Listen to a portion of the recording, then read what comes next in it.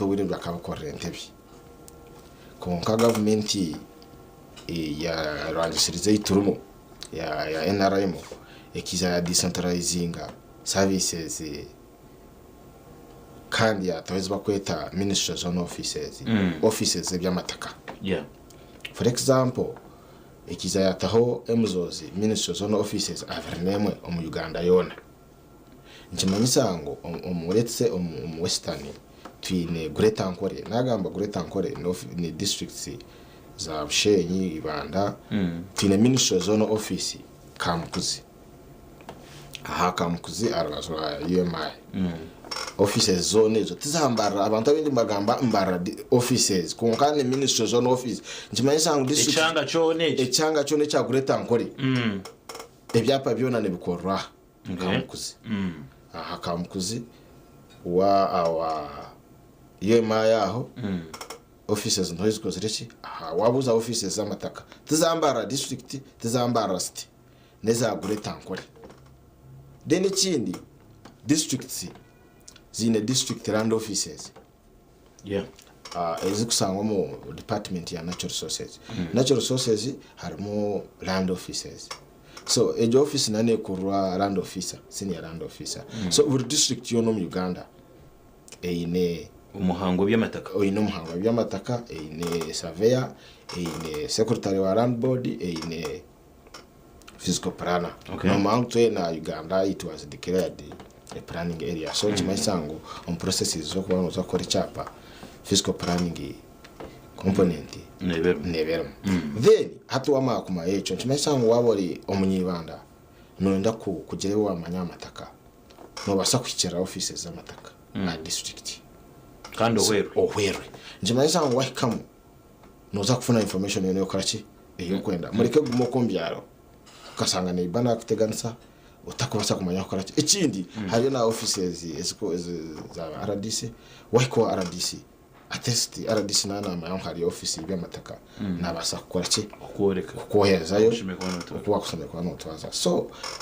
omutebekana sa program obwiro bwingi ekikureta haza obuhondano bw'amataka nango wagamba bwa family zonka obuhondano bw'amataka na nyonanye niwe ndubasa kuba turubana ibaz barano tubabarana konkosange tutafuna kwikirza icyo kubanza abantu bingi mu Uganda tubakukira ku zone services z'abasave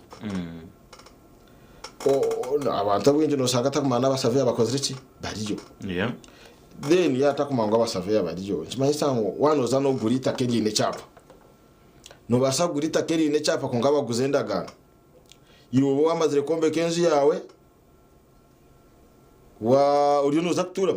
ni ibatu sangengu mukama we cyapa kar kampara ahize ajata simushisho nokora cyo wanje yiwo inendagano mukama w'umwanya izaraki nane cyapa nkimanyisango aharo kusanga ngo aho icyo cyareto turakozise services z'abasave ko establishing itakeryo dine cyapa ningatirine cyapa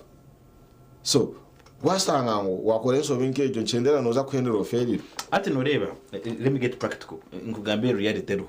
no kugira ngo nobano ukorana ba broker agambera dire rya muntakutegereza nakutegereza ayikana akora transaction agura ntwerera habwira we are very fast paced people hata butebeka saba program obwiro bwinji yes broker omurimo gweye real estate agent omurimo gweye no kwereka omwanya konkati nkiwe investor osemero kwa no manya steps osemero kwa no following utake ushira yes noreba okore sente maze machigumiri so wanoza gura omwanya wizane sente zawe utaka tamu speed utapapiriza itaka mu Uganda ro nimbasa kure mwagura igiporoti konka nimbasa gure ndizo umuringo murungi so umwe nimbe haniriza abakurukize reka broker reke kwirutse broker na hali ya commission guza miliyoni 10 bamuhe hibiri koko yishwe ngwi wa leta miliyoni za wigana nuzagura proti obwire bwinjo sange na mwanya yiwagigura etaro hataro kesi zo kusanga ngo bakuguza konka kugira ngo to understanding knowledge ni ko semyanya munonge y'cyapa tukumanye cyapa omwanya y'iguri konke bakoreka ngo manya gukozera iki gustamera so wasanga ngo manya bakoreka kandi ukamara guru kasanga kistamera atari location yibakoreka no waferwa because yo wiro wingi tukwantukorenda gano no jangu nagora product tu njimaiza ngo bakoreka irya product tu bakasanga irya no baza kutanga kai in fact haro cases zo kusanga ngo bakoreka ruguru umurusozi konka product yo no gura eri mu ruhanga njimaiza ngo land values nizibanze defiring unana agure yo mu rusozi boma aha miliyoni 10 kandi haro proti let's say inkankantare chimaisa prices ndo zitakora ki chimaisa so aho no kusanga ngo wagura umuryango kwecwa kweta wagurembeho so ejejo nensho ngampango ku verify nganambe n'abantu nimbe haniriza wano zagura umwanya making sure gwaguryo gwe cyapa okore kiba kweta boundary opening boundary opening ejijine kuyamba identifying location y'cyapa ecyo cyo ryo nozagura ekikozere ki umuryango reba kugira ngo ekikustama so nkuyamba ku determining the accurate position of the title you buy. Yes. Then gumiza obiro wingi nangu no ubuza norabo mu ka trading center ubuza aho kusanga ba administrators abantu bindi tuba kwahura nimbasa kwandi for example ni gom family ya misho harovyenje nimbasa kuba indi administrator w'ibintu bya misho ndiamu wa in bracket the administrator of the estate of the late misho so not administrator yes nimbasa kwandi administrator konkandi beneficiary so administrator chukumaisa ngo estate ne yawo waza ku establishing wabora administrator w'ikintu chukumaisa ngo cyona ni cyawo mwento kagenda okaza kuryanga roni okasingita kandirum owiro wingi especially circles nzebikora nusanga natware cyapa njamba urba administrator of the estate of so bakweseti koko muri yo bikiri harimo kusanga ndi administrator kandi harimo abandi ba beneficiary so kimaze ngo kiba kiri kirungi kuzakoto kafuna inventory inventory ne yane yoreka the estate you know administering harimo abantu bangaye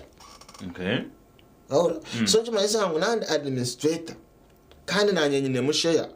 gwaza kubugwanje nanye nimbanza nkwate cyapecho nkiyo mazina gandi yamo ba the administrator of the estate ikito mazina gandi yamo so kibanchi manyisa ngo hatogo mwanya nugwanye kaki nk'umuntu ko abantu abigi ntusanga vura administrator icyapa no kikozesa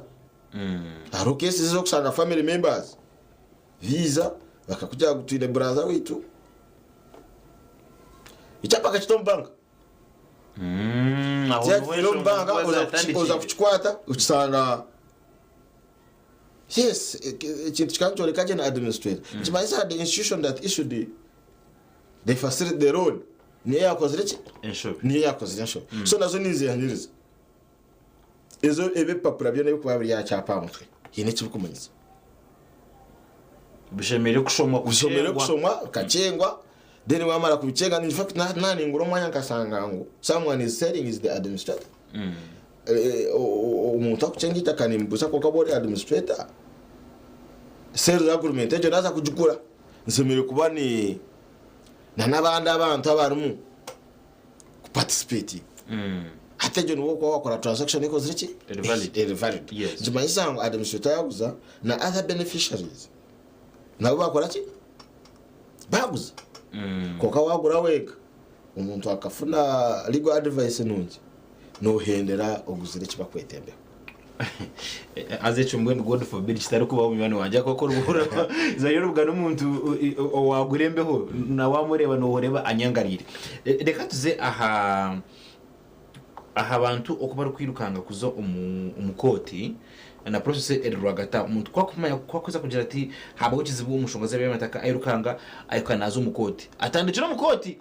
haruhantu aho umuntu ashimiye kuba na atandikira okumanya okugira ngo abuilding a case ye kurunja munonga kugira ngo taza kwika umukoti abe aine enshonge tebekine ninga umuntu yaje ukutikiza nahike naza umukoti umwami Bobusi none intekateka okuzo mu koti tiyakuberera option yo kubanza twena hariyo method bakwita alternative dispute resolution njibanje mayisango no okuzo mu koti by the way ne babanza babeta bakwita mediation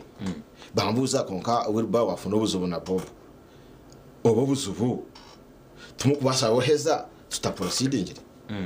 koko bwiro bwinji ati akundeba wafuna obuzubu na neiba wawe icyo kubanza yaberi erinka boundary umugora kandi mwine byapa konko buzubu bwanyu tumwikiriza naki amugora icyo kubanza n'abagambiye hariyo land offices numuzayo mufuna umusafe wa government so kumukuje muri land office nuba advice umuryango zaziriye nsonga zensaro kandi mwine byapa reka tubanze to involving our neighbors and the stakeholders. Those are the LC3s and the LC1s and whatever. Tuigure nsaro twamara kwigura ensaro wareba nkibanti manyisa ngo eyo hano tekateka noraba ecyape cyo wakigura ensaro nikikoreka ngo osemeye kwa noraba obwiro wingi bayida twigura ensaro obuzo bukora ki bubaho because no yuska ningo sanga ngo kimwana muza kurwanira kisemere kugenda kutwara umukoti mukasasura miliyoni 10 za baroyazi ese sente nyingi obwiro bungi tumugugure saro obumo wareba let's say za futi ibiri wabora now muyikirizana kachi ujango maybe ngura o guya yako ichapa cyatahirira obu we can recommend for a reserve reserve no positioning ichapa cyawe omwanyo gusebe kwa kikozere ki kistamem ensonga ekora ki ehwera ukongo bohereza nanyenda kuvuza ukachaho obo bohereza bondo muko muhereza abantu government ne kushishura ningo umuntu mu expecting kugira ngo areta ka sente obwiro bwingi ndikira kuhereza instructions either for us we do a supervision role itonto supervising antu basa kugira iwe na niwe nyona nyowe na Bobzi byo magenda ronde era insist private surveyor so chimayisa angu tuare to wawe naza kuba advisor wawe na no ya leto weki na waina advisor wawe na ni to enkitwe land officer staff surveyor ntuza kuba turuho witnessing akora ki akora chimayisa angu na niyo advisor surveyor wa leta naza kujya tukonka mwene munywano wanje mazime kiti ibare yakora ki byaraba ensaro zawe zakora ki zaraba so kimayisa ngo wamara kureba niwe ukareba umusurveyor wawe kiyagambira nito kito analyzing na noriye kiyakora uri chate consensus but those boundary opening reports nzibaza demo recommendations then wasanga ngo omuntu ari vegetarian of course hariyo quotes hariyo LC3 courts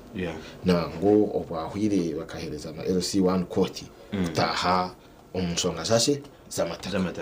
then tokumara na wawe tikirize hona offices zo no buzaba nyingi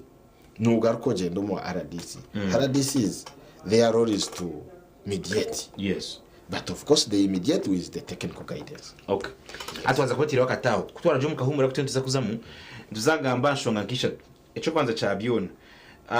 aho government kuba yahire chapa kandi ukahura ngo bachi cancelinga enshonga neberi enchachiresurwe echo cyo kwanza cha biona echa kabiri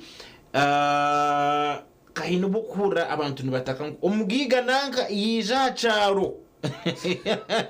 ya furra abantu bona you understand ningobona uri mutajya they want to grab my land itakari yanje nibenda kuriyiba nabwo nabantu hura nibetere nduru ubundi government mpamkeje gitahamu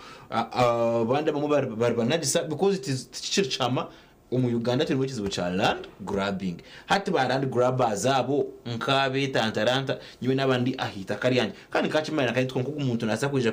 kurara yanyi baho itaka ebina nebindi nzakumza muntu biganira hano mu program itenshonga izo and Bob's Ganda baho nenye mushugana so kiganira cheka tumuro kace ntugaruka otakagera watu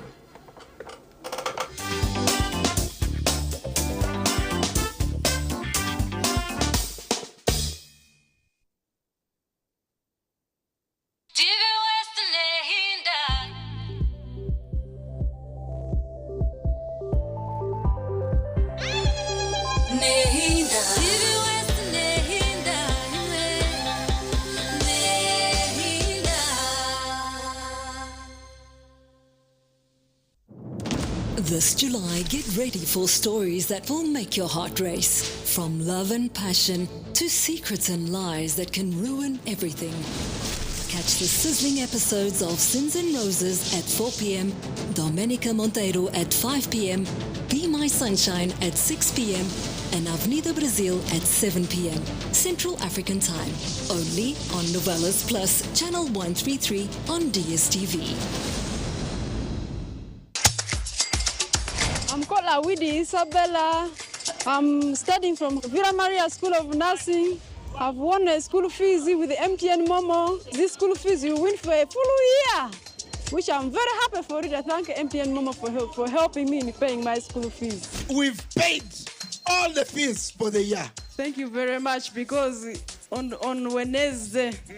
the principal told me, look for my man and bring my man. I told her, me, I don't have man, and you have to wait until I get the money. But when I left our office, at 3, they called me that you've won the money from Momo. I said, how does it happen? As long as you pay school fees using Momo, you stand a chance to win school fees for a year. Dial *165 *80# to win school fees for a year and more.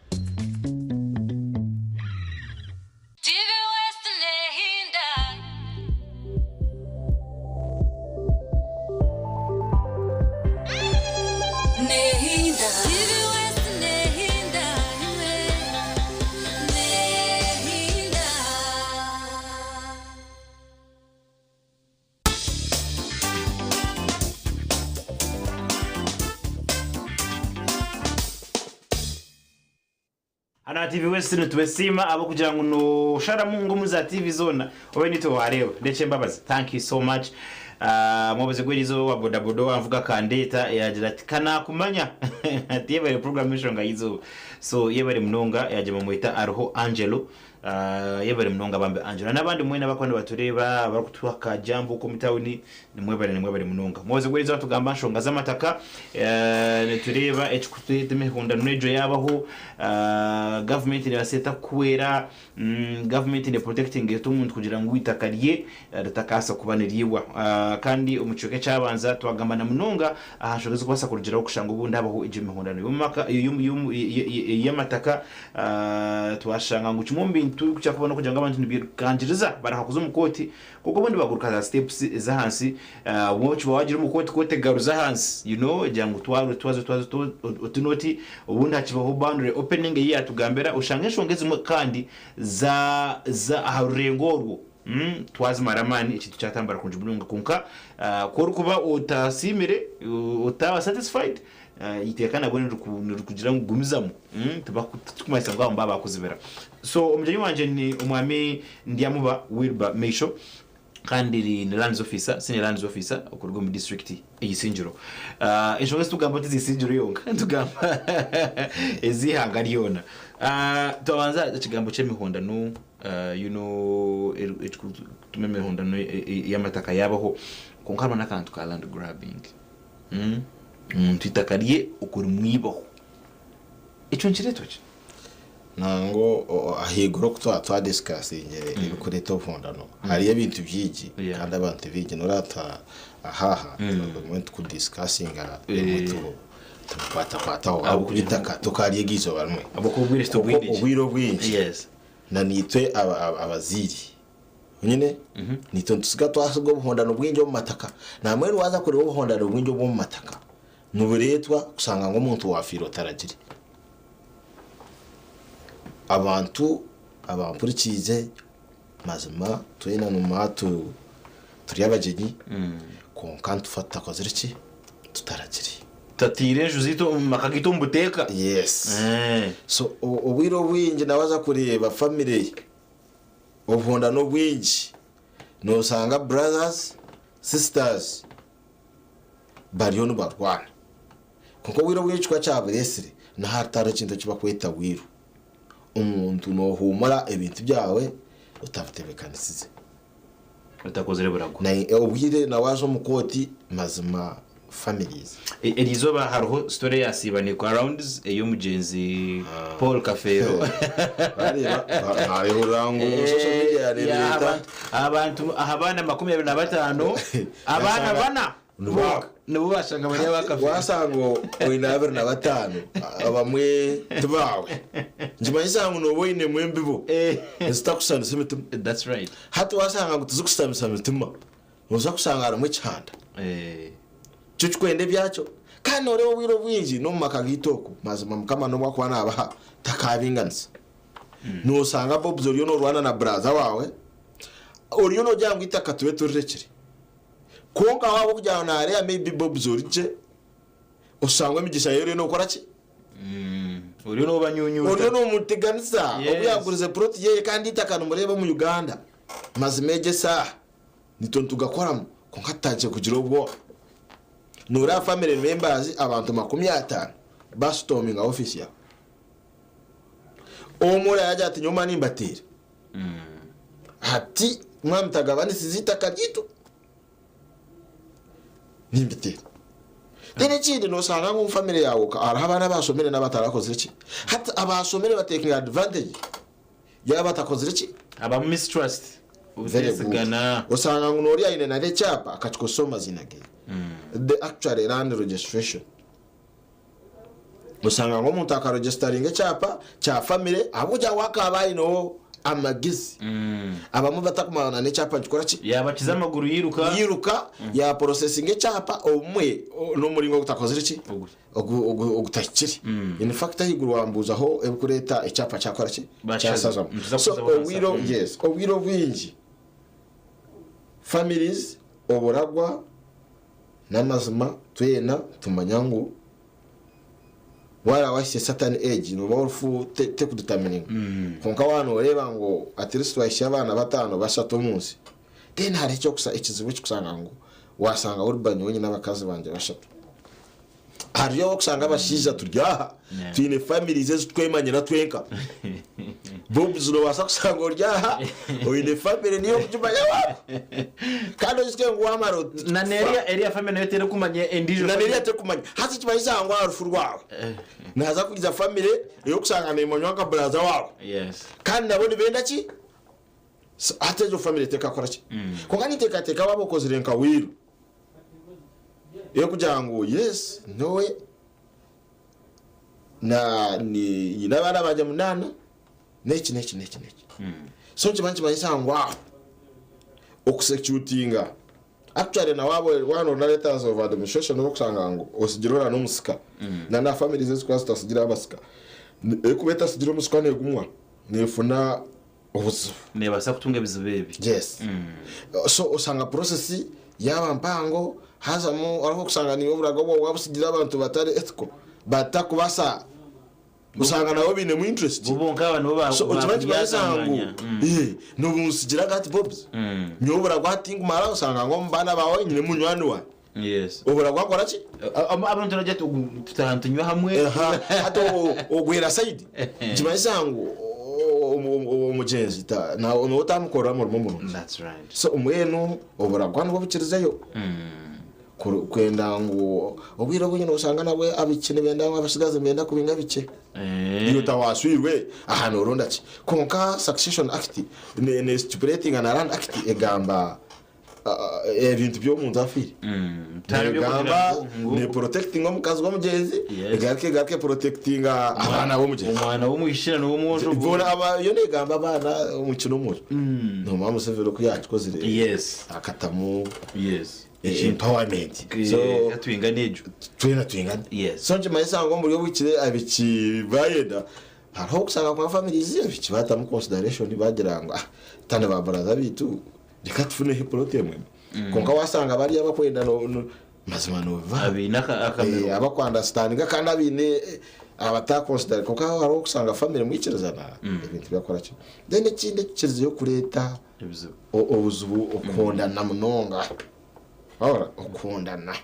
ukondana mu mataka ukusanga ngo iwiwe waguritaka twakora due diligence ubanendagano ubatendagano ora kandi nananyona nabampurikize bacyamana uko basisikire no sanga cyamana yakorendagano izirengi biramwanya gumwe we naguma nahandike ndagano naguma nahandika itakana mawe ndiyo rumwe ko gaguma nakorendagano usanga yaruha bank niza ningura banguza at the end urutaro rukwiza urusanga abantu 20 baryamanya gumwe bona ne bakreyiminga interests bayo bona bakurwana renda ki umwanya so mbwenu abampurikize jenshonga making a sure ngo akora due diligence no byakwatine ki cyapa reba umuntu akarufunata manyita katukarufuna out of blue no banzo ja okay ukari hari abazire bawe uhora gwabora gukoreka ngo bakakoraga because no bwiro wingi family tuzikuraga zihende gazoreka distribution then wawe wagurize ukagurota out of blue no muntu inenda ganema uriyo no kuzitaka so ndibaje ne ryarjiri wale then ikindi na land governance abantu bwiro bwingi ngoko nagambere institutions zo governing land and nezero land management land administration is conflicting. Okay, there is conflicting in roles no sanga burbode all those territory bodies takumanya emigasho yazo. That's the reality of what's happening. Yes. No sanga wazo aradisi wazo achana yeso wazankai you have not followed the right what procedure njibaza ngo office yone yiwazamo akugira ngo nita kabonera that's no hasanga hazamo ikiba kwita na corruption nga someone takuza kuyamba konka kugira ngo wamwicira areba atakakore katine chakwihiro. When you look at the Uganda laws, let's say in land, they are all good on the paper. Wasoma ukareba ibintu kuseme kwani bigenda mazima you appreciate but the sensitization and the people having information, so the conflicting roles of different bodies. Yes. Then ekinde chikurataho warga conflicting bodies, of course go kutwa twagambere some people are politically influenced. Political, yes, politics de chichuruji konka naho somewhere unosanga yes it bring his amuna state capture usanga wakosa office yawe tware bintu abantu bakosa office zabo ukwija abantu bitwatugamba teganisa umuntu wa hasi koka hata obwiro bunjaro wakira offices ezikubazi ezimaye cyo gukora then you can be guided. Yes. Okay. Eshonga nkibire zikwene mutakora ngendesha zitu za generalizwayo eshonga ikichira land grabbers land grabbing of course umuntu ukwibwa kwitakali ekikureta gwiro wingi haza land grabbing. Number 1 ne babanza bamanya the weak documentation no sanga umuntu namanya itakariya especially itakera kuba obwiro wingi kuba riri ya government ninga amataka gacaci ora agamatako bwiro bwingi ngaba gabire donated gahirwe yo. Yes. Usanga nkamisho akwatitaka yaracaci konka due to land value increases and population growth. Population noreba ne yongera konkitaka, it is a fixed asset. Turukweyongera ko wazirwe wawabiro ku kazaro hatu washimya kashatu na mushanju bomo ko yabireri tuwakareba boma ne kora ki yongera so obwiro bwingi documentation no sanga muze yaje mu cyaro ehiba kweta customary tayine chapa kandi abantu abingi tubakucenga ngo itaka ryo no mu Uganda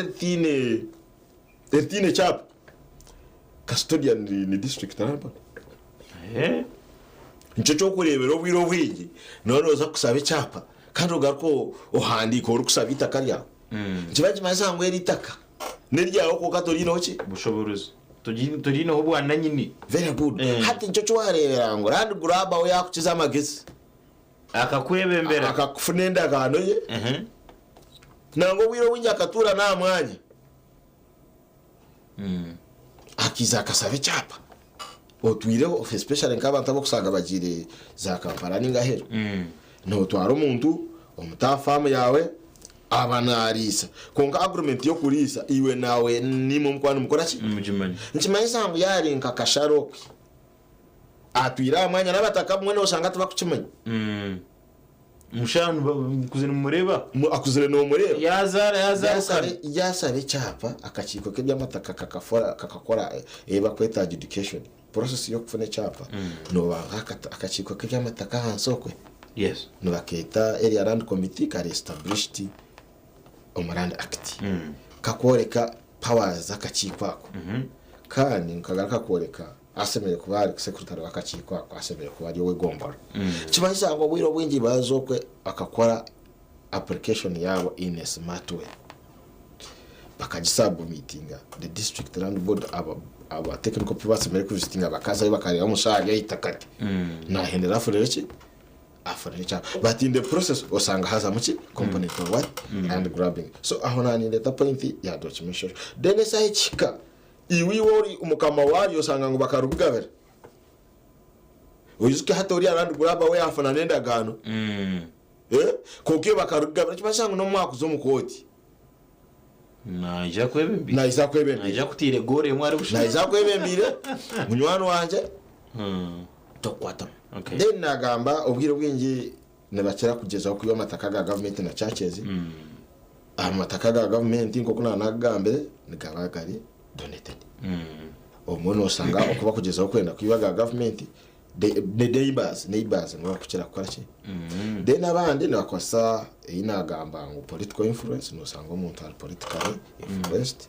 and bagamba no kuba kubeta those people abariyo kwa hansi ombyaro ba mama na batata ahendera bakozere ki bamutire yitaka obwiro bwingi hariho no kusanga ngo okusoma kwa batatu kuke so nanta somereje ukasanga wankoze sensory in process baje no signing ne papuro takora ki utakimanyiri utakukimanya nkumisiri bikankana situations zabize biro before bakabakorana ne cyapo usanga wakitono mu mazina gawe na mukama wachata kora ki konka ministry of lands yiza ya finding out that fraud so kimanisa ngo birebe wanoza ku transferring cyapa cyambyamba urba kukitoma zina ga bobs ne babanza abandonda untwara physically ninga banteresemo bajya kokasi ogutayarete cyapa wenda tuzo mazina gogo yes bayo banyine then inyikiriza nte cyapa ngakora ki ngakimuza then transfer ikora ki agenda misho then wawo ureza kibuzo cha ekutuma ebyapa babishaza icyo kubanza ikikorete cyapa cyasazwamo umutekano kakuru bamwe bari rango kibuzo cyo umuntu nayebuza icyapa tangine cyapa cyanje tabaze mu sarem icyo kubanza tumanyango mu Uganda tineva kwete bisara evacuate veteran so wakora fraudulently ukafune cyapa tsar ninga these reserves bayo cyaba found out twachimanyangwe cyapa cyo kikozirwa a reserve ahora let's say kisara road reserves nibakora ki bachaza mutsaza kongato ogaba bachimpiro mukubanza bwo kine bachimba bwo batakwangeraho nora wara bobs Uganda egubiri so no sanga ko muntu yes ya jizire nkoko ya foginga ya kifuno mbusoboro buri gwichobobo yes so yakifuna mu busobobo swali kikaba found out ni kisazo okay then harubundi obukusanga ngo cyapa process yo kukifuna hine processes ezo tarakosti ezo for example tarmu nagamba consideration okafune cyapa hatarmu consideration tumanyisango okuwafundira itaka ezo kagura ningo kagaba so wasanga ngo wafundira cyapa arubwire bwa kare tu mwe bakaba tafaho konkati currently waza kufundira cyapa mazima no hurang process yenyine bakora cyo wakirabo so sanga ngo umuntu akagura cyapa mwaza ngo mukoti mwahoza tarine ndagano tarine ki konkaka forging cyapa yakora cyo yakifuna so nchimanye sanga cyo cyapa cyaba found out nikibaki then hariho kusanga ngo mbageta double titling kusanga ngo ibyapa biri byamanya ngoma hazebyo oza kumbu ni mano oza kumbuze chikureta cyane hariho kusanga ngo hari ibyapa babiri mbete byamayiro yes kandi cyurungi bob zatiwe ryo umuntu wa .com no mat ka turyo mu maniyo visa twazo mu digito that's right hati ebi byapa byabereberi ebyamaniyo obwiro bwingi mu system ya ranze bakwita the land information system no sanga cyabire batakachi tubaresere digitalization chasigara out tubach capture yes tubach capture tubach take up system so wabo takitire mu system kimanyisango ondizo yiza kusaba ubwo mwanya omu system ni twakita system neyoreka ngo guruho so kandi wasaba mu district land board yakuhereza wakora process eko ziriki ekiri hati on process konkatiri yakiriyo konkatiri ko ziriki so mwane cyo kumayisa kujya umuntu urukubaye ni cyapa wena agume agaruke yagenda ze ku hati ecyariroho tuba amazire twa finding out ezo errors yes ibyapa byona bagezaho kubiscanninga kubitomura mu system konka before ukabosanga umanya gwine cyapa konka mu system takoze iki in fact nintekateka I would advise when paburo muntu wena ine cyapa mwago kukibikomuka you see no work to roka shirira o million name on bank the checks they do checks ziba kwamba kora ne bakuyambo mwe finding out ebibuzo yeah ariyo no makora search bafuna print outs osanga ngo due diligence iba yone bakora ne kuyamba ari ukusanga n'umuntu yasaba ron konka bakizayo basanga icyapa kitakozire kitaro hati osanga ngo haza mu ishoje ya double titling so kimanyiza ngo haza mu double titling icyapa itekana gamba ngo icyapa kikwa cyabanze ni holdinga iki cyabwanyuma icyo twabaza twagira ngo hate icyo taruma no kubanza twabagansa the registration of titles act ni kigambaje first in interest no manya ya kore so kimanyiza ngo umuntu wabandize kwandikisa icyapa fune cyapa nicyo cyapa kibaciruho bwire imyaka obwakifuna buri kimwe cyo nacyo na time by the way eba kiprintingira so kimanyisa ngo wawakifunira funa 9 iwo kakifuna 2000 taro dauta ngwini ne bachi cancelling then the chinde no sanga of course it is some of those cancellations are through court orders so basically nichecho kokarona nobundo bokusanga ngo oka hari abantu bokusanga wafuna special title no kusanga ngo neji title wafuna okabone nekindi maybe cyabura ninga cyasi kokaro bokusanga umuntu yasaba special title kandi ine na kiriye kindi so in the process wabo ine wagira umuranzi okakiriminga ngo cyapa kikabura wenyine so nana kirimingire ngo cyapa kikabura kandi injire bakampereze kindi ibyo rero tubikakora ki tubika holding the moment wafuna special title kiriya no wakuboki no muko wawe cyaba nara cyaba cancelled out okay nakutunga eshari tazazawayo unfortunately kayongera wa konka akamuheru akuwa kwezire ngo habura abantu abanya Uganda namuna kurugiro mu experience yawe no gwire wamara umunshonga nkeze abo ekinkubasa kwabara abanyayuganda abaryokwe tugwe itaka rutabukire so making sure ngo wabo ryokwe utine cyapa geza ho munonga ufune ki echapa ufune cyapa namwe orokubanza Church of Uganda ikaronkinga kore byapa bya Church of Uganda byona Nyunkanta kuchibanya Church of Uganda nkagureta nkore yona teba kusya byapigana Church of Uganda yona ibyapa bakabine byapa nkigana kimwe konka hate kirungi baronkinyere kora cha ebyapa so yes kore byapa itaka ryabo rero bikozere ki eyiriri nambwe waboherire Church of Uganda byo yashwa ngo bambava ku kurambura imyanya yabo waboroho kugira ngo utakafuna shoka ningo guhondana nake nayo so ni impabura ya Uganda hone muri twe jesa hona hori norana government egezo ku kora saraka ni project ya government of Uganda eri kuyamba omuntu wa hansi kumwanguhiza kufuna ki echapa so abantu abatahikirwaho nishaba ronde chapa because wabo ine chapa omuruzungu majyango rights za amataka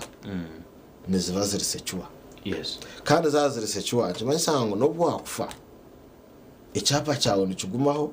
nabana bawe haba kubambe ndakutunda ibintu byawe takatunda chapa itakari yawo wabo masire kora ki humura because haro procedure yo kuronda basika kumara kusetsaraho so kimanyisango itakari yawe is protected so yo kwatere nya Uganda we nakundeba ojezeho oronde chapa kandi services zebyapa bakakora decentralization ubuhereza bakabishya nkahi bakabishya hi kuya cyo ino kwetaga kora oyino kuronda musave yashirire akakuyamba umukufuna icyapa citakari yawe mwami nyamba watwara kuroje munonga uturebera abawe na nabeka ya misho mwena you've always been wonderful people watukiza kusima kwita mazama ba misho tidesho tumwiresho so bwero niko twahenda yes baramutebeka sawa frakura all right yabari munonga nyenda kusima mnyono wanje iyo watandika nitwe kandi okaenda nitwe shane zezo kuhendereramu mwami Benwen Kajubi thank you so much na nabandi mwena aba bana bareba programmage reka nayongere hiraka kugira ngo ugende tunge chapa utakije kurara watunge bizuka ukashanga ubundi woyijoka ukateganisibwa tunge chapa kandi government ni basa wahure ntebe kanisero wejo yo kwera kugira ngo ugeze kutunga echapa asagaruwe no manyangure itakari yawe or secure tuendeze birunji mukama batwindire until next time bye bye.